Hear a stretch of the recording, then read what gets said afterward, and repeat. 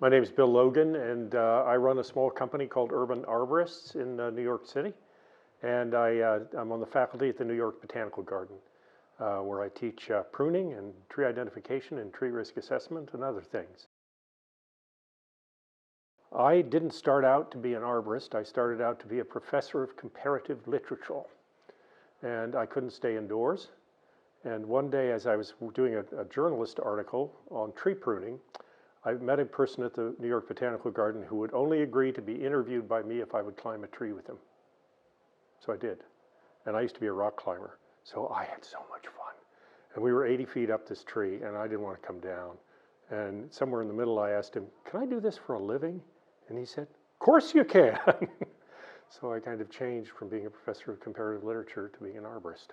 I was starting late. I was in my early 30s.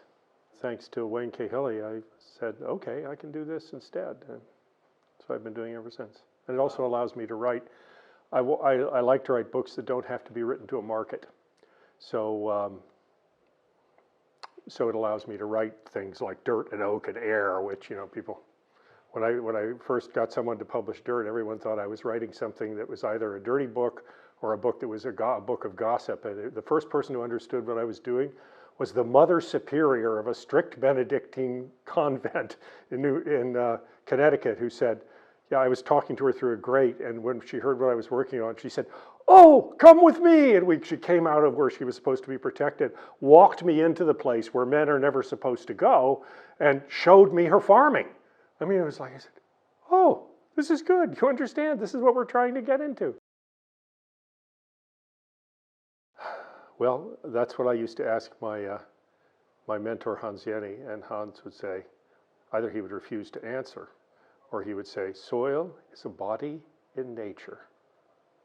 And what I was talking about this morning was all from Hans's idea that there are 5 kind of factors that tell you the personality of any soil. One is the climate it's in. One is the organisms that are living in it. One is the slope or lack of slope that it's on. One is the kind of rock it comes from, and the other is how long it's been in the ground. So a soil is a living body made out of all those things together. So it's both organic and mineral, and it's those worlds both transformed and transforming, right? So it's incredibly dynamic, as we heard this morning, incredibly dynamic place where everything is in constant change. The mineral as much as the organic. As Mircea Eliade said, it is the generative matrix of all terrestrial manifestations of existence, which means everything that's born and lives ultimately comes from the soil. So that's why we should care about it. And particularly as arborists, I mean, our trees are not only helpers of the soil, but also depend upon it. And, a great deal of that respiration, I did a small study where 4/5 of the respiration in a small area was coming from the microbes and from the trees that were growing in a particular soil. So of the living things there, the soil's what keeps the soil healthy.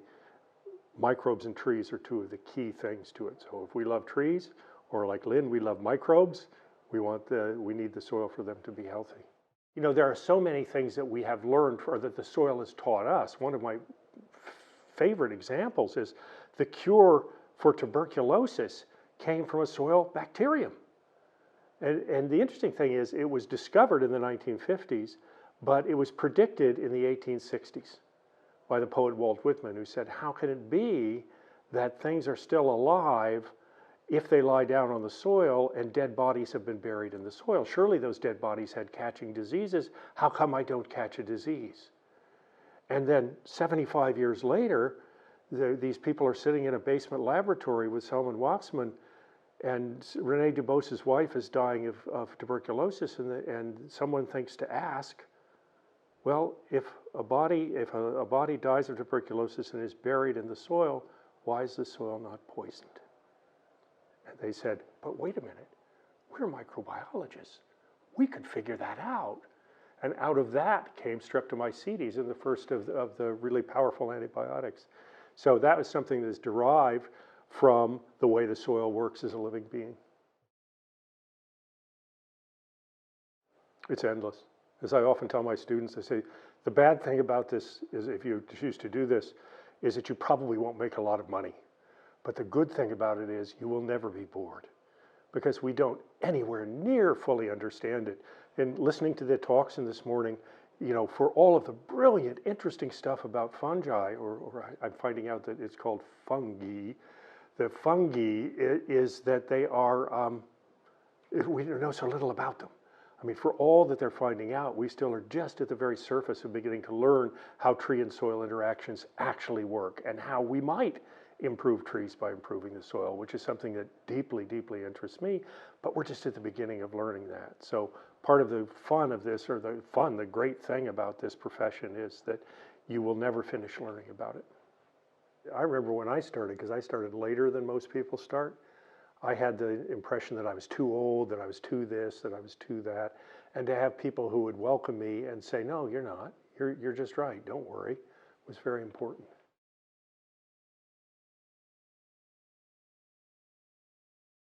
A bunch of them, yes. They have what they call their great trees, and they frequently call on us to go out and look at them and assess them and tell them whether or not they are good to go or if something has to happen to them. And we get into endless controversies because we have sometimes certified as quite fine trees that you can climb from the inside and then come out onto them higher up because they are completely hollow.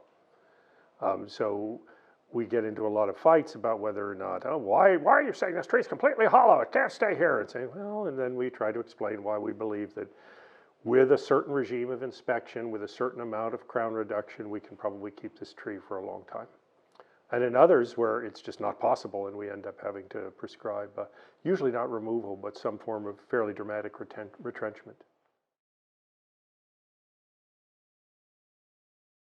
There are two trees in a park called Madison Square Park in the middle of Manhattan. There were two of the oldest trees in parks in New York City. They were each about 5 feet in diameter, which for us is a very large size in New York City, probably planted in the 1850s or 1860s. So for us, that's a fairly old tree in a park.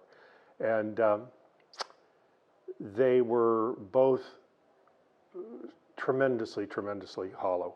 One of them, I was looking up at it one day from the ground, trying to just do a visual assessment of it. And way up at about 50 feet in the tree, there was this little knot hole. And it looked as though someone had used a blue magic marker and painted it bright blue. I went, what's going on here? Who did that? And then I realized I was looking at the sky through the tree. And uh-oh. So I actually petitioned the Parks Department to remove these trees because they're in the middle of a public park where thousands of people pass each day. Under one of the trees, when there were children's concerts, the mothers parked their strollers and took the babies over to the concert. So I had visions of this tree failing in a thunderstorm with the mothers and the babies and their strollers, and oh, awful. But the Parks Department said, no, these are two of our oldest trees, you can't remove them. So then we began a program of retrenchment on them.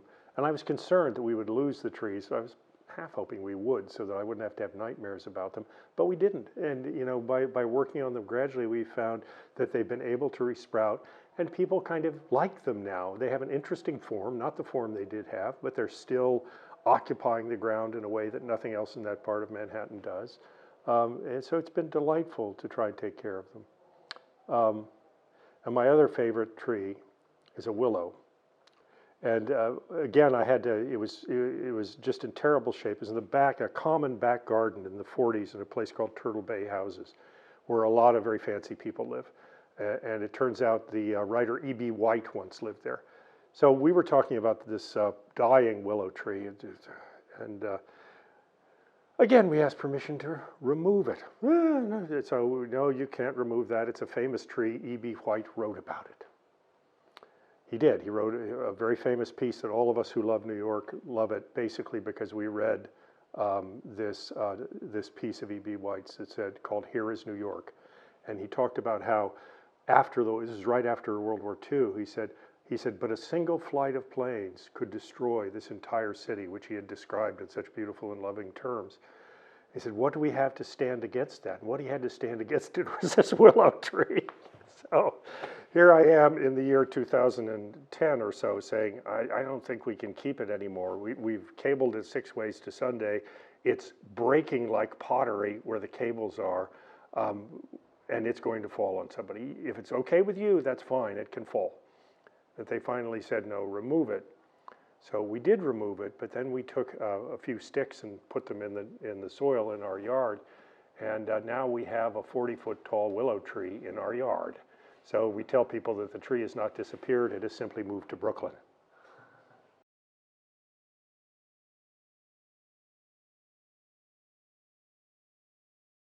One thing that we try to do is, there's no way to manage it all because there's so many trees, but what we usually recommend to clients is that they simply take a large plastic trash can, stick 3 or 4 holes in the base of it, and before the leaves emerge in the spring, run a lot of water through those, and that will take, salt will leach through the soil very quickly. So that's one way to help with that. Occasionally when it's a large planting, we may come in with a water truck and do the same thing, simply try to get it to leach through. But it's much better if we can do things that expand the tree's ability to root so that it can root well beyond the tree pit. And that's a lot of what we're trying to do in New York now, is to find ways to do that.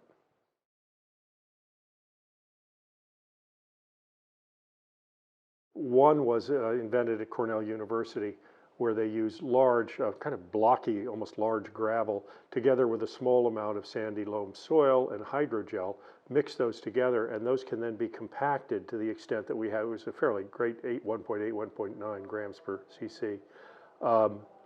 We can compact them as much as they need to be compacted in order to let fire trucks pass over and all the other things that legally have to do, and there's still room for roots, and there's still room for the tree to grow somewhat normally. The trouble is only somewhat, because there are lots of small and not very mobile hollows in the soil.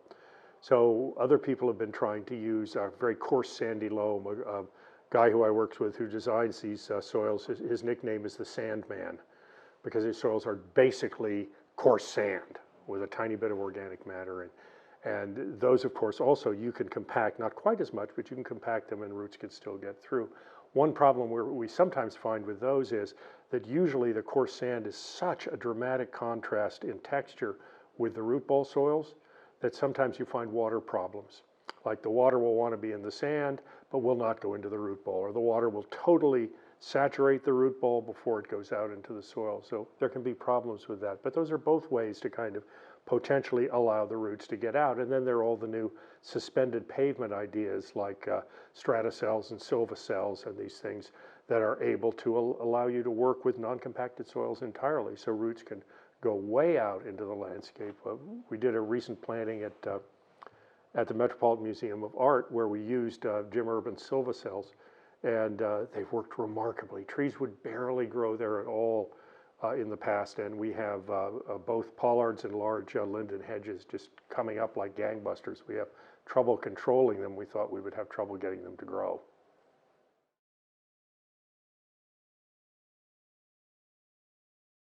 Well, one is simply to give more soil area, and we've just discussed that. Another, sometimes where you have limited soil depth and sometimes you're growing in containers, you can create good drainages, and we're finding that with some of these new highly organic soil mixes that we can grow small trees in them very effectively. So that seems to be another way.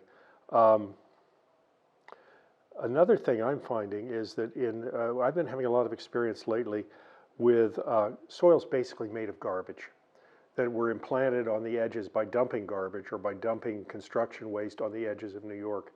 And we find that forests are coming up in these all by themselves.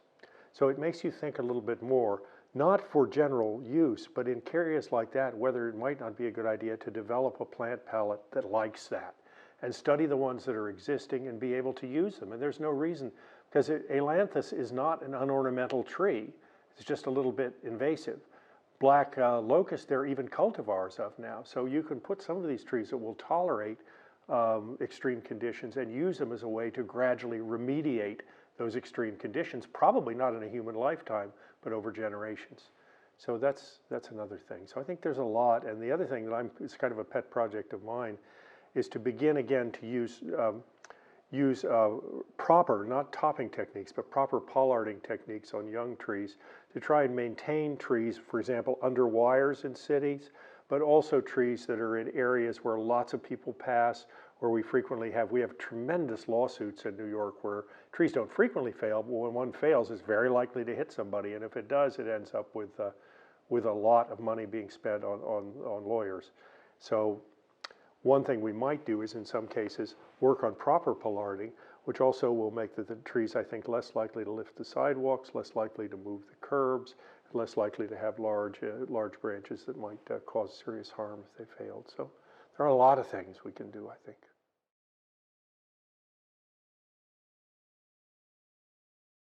That's an interesting question. In a way, sometimes in New York, it's not difficult. If I climb a tree in somebody's backyard, there are very likely to be half a dozen people leaning out the window warning me not to harm the tree.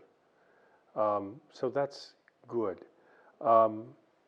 One thing we've tried to do and that I would love to do more of is to actually get people involved in planting and caring for trees. There's a wonderful nonprofit called Trees New York in New York City that's been doing this for years. One of the things they do is they give what's called a citizen pruners course, at the end of which you receive from a representative of the mayor a little card that gives you the right to prune any New York City street tree as long as you do it from the ground and don't kill anybody. And a lot of people take that course, and it really deeply involves them in the life of trees in the city. So that kind of thing. We also have done, we've done bare root planting with school children, where we will take, say, a 2-inch caliper tree of a species that can tolerate it, and bare root it in the nursery, and stick it in hydrogel and bag it and take it down. We can put 250 of them in the back of a 24-foot truck, take them down and plant them. And then when you're planting, even with elementary school children, they can carry the tree to the planting site. And we've had school children who then will put signs, give their trees names, put signs on them, and insist on their watering, insist on their care. And so those are very good ways, I think, to involve people and also to just go around talking about them all the time, which is what I like to do. There was a woman, an artist, who did a wonderful project for I think the centenary of a big avenue called the Grand Concourse in the Bronx, and she selected like 250 or 300 trees on it and attached a phone code to each one. And she had people, sometimes arborists like me, but sometimes people who lived in the neighborhood. One was gang members who somehow liked this tree particularly, and they would just tell their story about the tree, and then it would be recorded, and then anyone could call in and hear the tree's story from the point of view of these people. And there were 250 of them. It was really lovely.